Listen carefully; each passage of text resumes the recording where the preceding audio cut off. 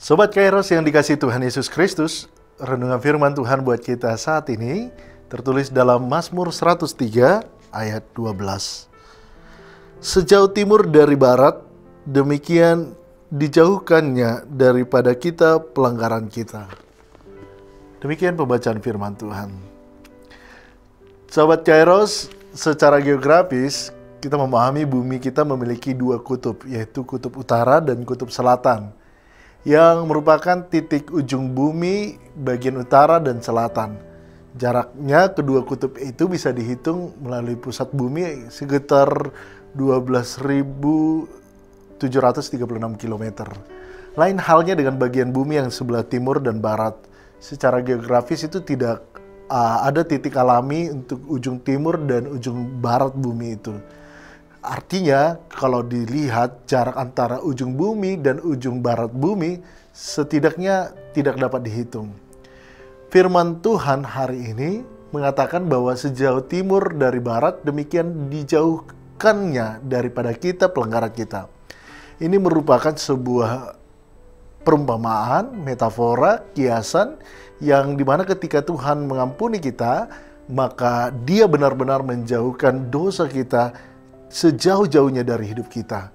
Ibarat timur dan barat yang tak ada ujungnya. Tuhan tidak lagi mau mengingat-ingatkan akan dosa kita. Bukan berarti Tuhan lupa dengan dosa kita, tetapi Tuhan memilih untuk tidak mau mengingatnya lagi. Dalam Yesaya 43 ayat 25, Akulah Dia yang menghapus dosa pemberontakanmu oleh karena Aku sendiri, dan Aku tidak mengingat-ingat dosamu. Apakah Tuhan sungguh-sungguh melupakan dosa saya? Ataukah benar-benar Dia mengampuni kehidupan kita sepenuhnya? Nah, pertanyaan ini muncul dalam benak kita tentunya. Mungkin ada ketakutan yang sangat besar setelah kita melakukan dosa. Atau ada rasa yang tidak layak seperti menyiksa kehidupan. Bisa juga rasa yang bersalah menindas dan melenyapkan sukacita dalam kehidupan kita tentunya. Sobat Kairos, tentang pengampunan, kita diingatkan kembali pada salah satu tokoh perjanjian lama, yaitu Daud, yang dicatat di Alkitab sebagaimana man after God's own heart. Dalam salah satu mazmurnya melantunkan pujian, sejauh timur dari barat, demikian dijauhkannya daripada kita pelanggaran kita. Jika Tuhan mau mengampuni kita dengan cara yang demikian, maka sebaiknya anak-anaknya pun harus melakukan hal yang sama kepada orang yang bersalah kepada kita. Lepaskala pengampunan dan jangan lagi mengingat kesalahan-kesalahan mereka. Itulah prinsip pengampunan yang sejati. Namun Tuhan kita adalah Tuhan yang sangat baik dan pengampun. Itulah yang dialami, yang dikisahkan kembali oleh Daud dalam firman ini. Gambaran mengenai sejauh timur dari barat ini menunjukkan bahwa Tuhan kita benar-benar tidak pernah mengungkit kembali dosa yang kita akui dan lakukan dan telah kita tinggalkan.